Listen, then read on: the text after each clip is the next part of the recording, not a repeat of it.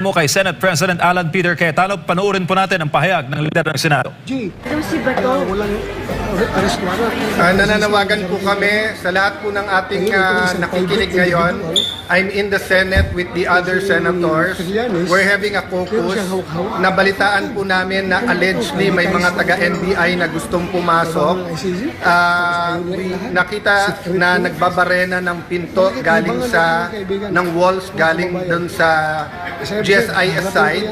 So we have our security here. Papasalamat kami sa PNP, outside and inside meron. Nandito ang Marines, but ito po ang emergency. Nagkaputukan na po. May report ako from the Sergeant at Arms. So NBI is denying na tao nila, pero nagkaputukan na. So we don't know what's happening. Everyone's locked in their rooms now. We cannot go out. We cannot secure our other staff. Senator Bato, Senator are together. Walang sumasagot from the government, from us. This is the Senate of the Philippines.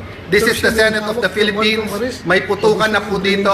So sa lahat ng nakikinig, please, PND, DILG, what is happening, NBI, what is happening, why are we under attack here? I don't know what's happening, but I do not know if I can keep my people safe here. I'm willing to go out. I'm willing to face anyone who is going to serve the warrant or not do this. So please help us.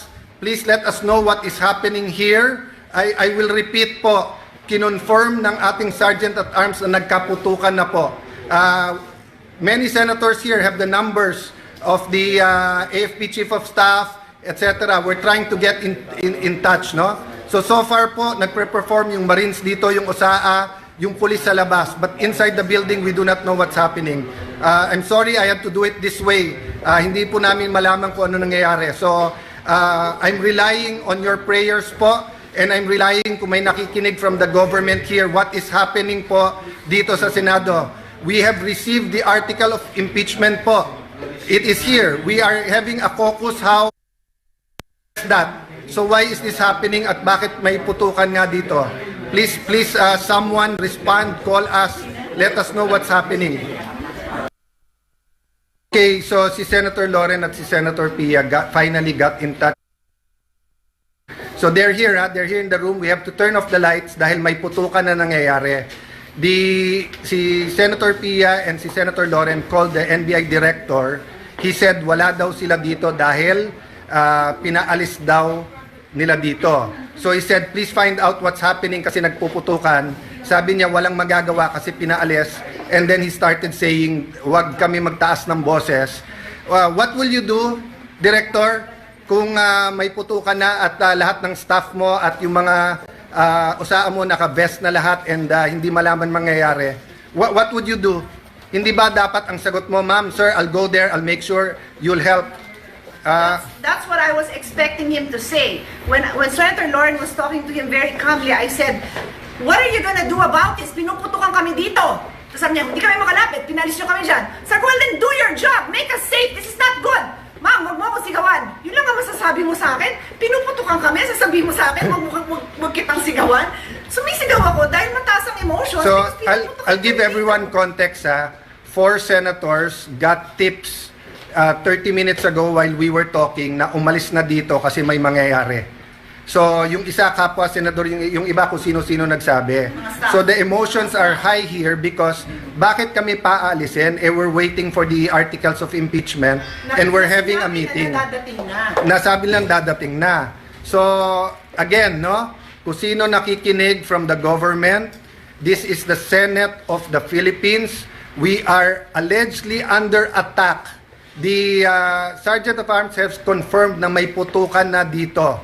So please, kung sinong nanonood, sinong nakikinig, we expect yung tawagan namin would understand the emotions here and will say we'll do something about it.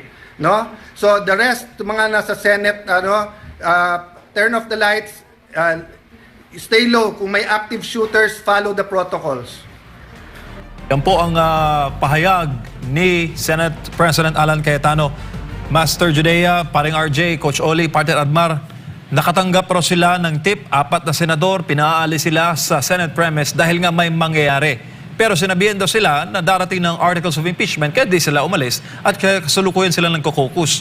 At malinaw sa sinabi ng Senate President mga partner na sila ay blind kaya nagtatanong sila sa DND, nagtatanong sila sa DILG at mismo nagalit si Senator Pia sa naging sagot ng NBI Director na he's not doing his job para protektahan ang mga incumbent senators na ginagawa ang kanilang mga trabaho mga partner. Yes, partner, tama ka dyan, ano? At nagtataka nga ako kung ano ang ginagawa ng presidente ng Pilipinas ngayon na nagkakagulo na sa isang ahensya ng kanyang gobyerno. So yan po ang aming katanungan. Ito po ay nangyayari dahil dito sa nakawan, napakalaking nakawan na nangyayari dito sa Pilipinas.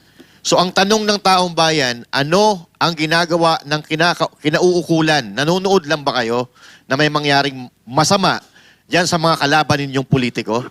Ako partner, I really hope na mali ako.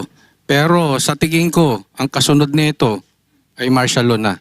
Talagang parang nananadya na. Isipin ninyo, magkakaroon ng barilan sa loob ng Senado. Hindi po yan bar. Hindi po yan restaurant. Hindi po yan sari-sari store na meron lang pupuntang lasing at magkakainitan at magbabarilan.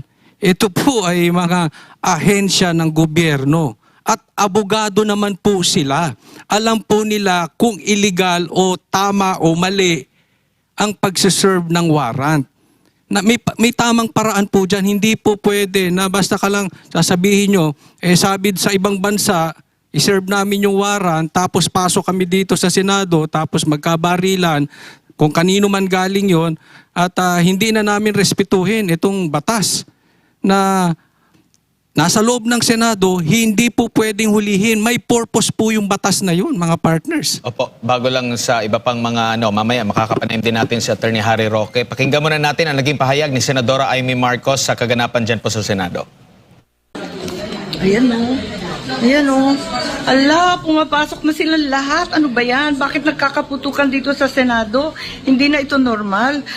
Ano ba naman to? Talaga bang dadakipin na kami lahat? Bakit kami pinagbabaril dito sa labas habang nasa loob, mapayapang nagkukoko? Ang naging komento, no? Kagunay sa pangyayari dyan sa Senado ni Senadora Amy Marcos ang atin ng Pangulo. Samantala, si Attorney Harry Roque, dating presidential spokesperson, makakasama natin. Attorney, magandang gabi mula dito sa Pilipinas. Si Admar po ito, kasama natin si MJ, si Master Judea, si Coach Oli at paring RJ. Well, nakakalungkot po itong araw na ito, no? Nasasalawla po ang Senado ngayon bilang simbolo ng demokrasya ng Pilipinas. Sa aking pagkakaalam, ito po ang kauna-unahang pagkakataon na nagkaroon ng lusuban sa Senado na simbolo ng ating